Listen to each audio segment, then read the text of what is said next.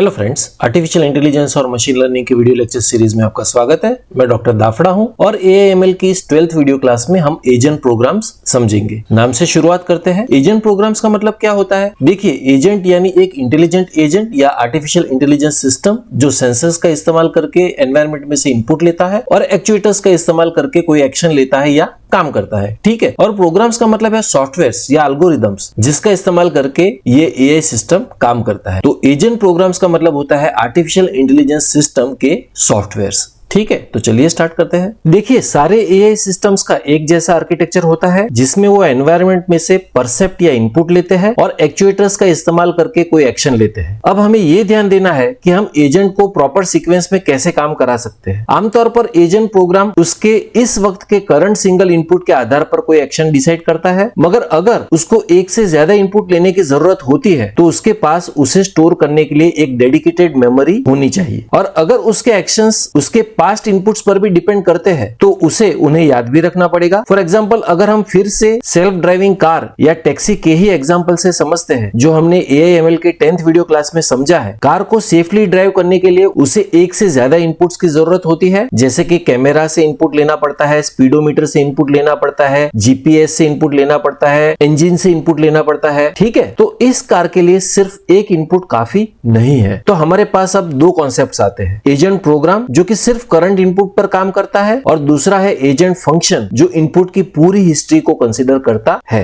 Okay, और हमने agent function और एजेंट प्रोग्राम के बीच का डिफरेंस एआईएमएल की 8th वीडियो क्लास के इस स्लाइड में समझा था। इंटरनली एआई एजेंट का एजेंट फंक्शन एजेंट प्रोग्राम से इंप्लीमेंट किया जाता है। एजेंट फंक्शन एक टेबल के फॉर्म में होता है जिसमें सारे इनपुट्स होते हैं।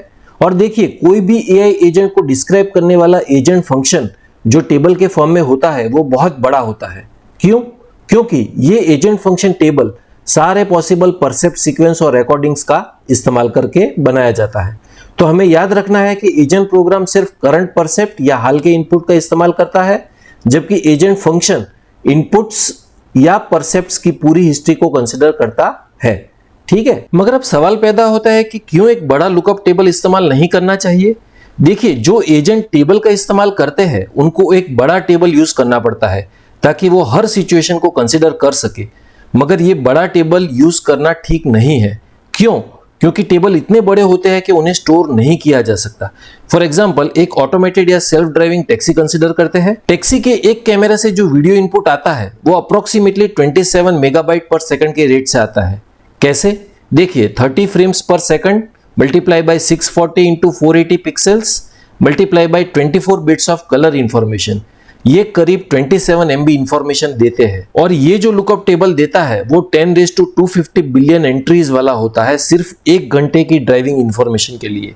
ठीक है, और ये बहुत ज्यादा इंफॉर्मेशन है जिसे स्टोर नहीं किया जा सकता। और इवन चेस के गेम का लुकअप टेबल जो काफी छोटा होता है वो भी कम से कम 10⁻150 एंट्रीज वाला होता है। तो कंक्लूजन ये निकलता है कि ये टेबल काफी बड़े होते हैं जिन्हें स्टोर नहीं किया जा सकता और सारे एंट्रीज को क्रिएट करना या समझना इम्पॉसिबल है। तो अच्छा आइडिया ये रहेगा कि छोटे छोटे स्मार्ट प्रोग्राम्स बनाए जाए और इन छोटे प्रोग्राम्स से एक्शन लिया जाए। ओके, तो याद रखने वाला इंपॉर्टेंट पॉइंट ये है कि आर्टिफिशियल इंटेलिजेंस छोटे छोटे प्रोग्राम्स यूज करता है और बड़े टेबल का इस्तेमाल नहीं करता है। चलिए फाइनली एजेंट प्रोग्राम के टाइप्स देखते हैं जो हम आने वाले वीडियो क्लासेस में डिटेल में भी समझेंगे। एजेंट प्रोग्राम 4 टाइप्स के होते हैं। नंबर 1 है सिंपल रिफ्लेक्स एजेंट जो सिर्फ करंट इनपुट का इस्तेमाल करके एक्शन लेता है। नंबर 2 है मॉडल बेस्ड रिफ्लेक्स एजेंट जो दुनिया के मॉडल का इस्तेमाल करता है ज्यादा कॉम्प्लेक्स सिचुएशन को हैंडल करने के लिए। नंबर 3 है गोल बेस्ड एजेंट जो फ्यूचर गोल्स को ध्यान में रखते हुए डिसीजन लेता है। और नंबर 4 है यूटिलिटी बेस्ड एजेंट जो हैप्पीनेस और यूजफुलनेस को ध्यान में रखते हुए कोई एक्शन लेता है। और याद रखिए, ये सारे एजेंट लर्निंग करके या सीख के अपने परफॉर्मेंस को इंप्रूव कर सकते हैं जिन्हें हम लर्निंग एजेंट्स कहते हैं। तो लर्निंग एजेंट्स वो होते हैं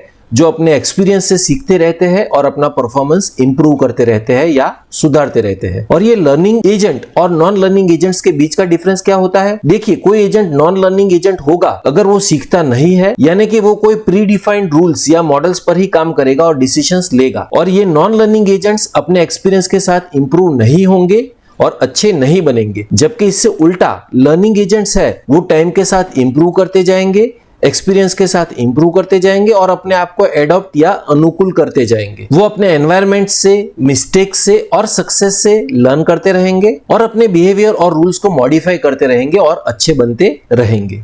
ठीक है, तो इस वीडियो क्लास के लिए इतना ही। Thank you very much.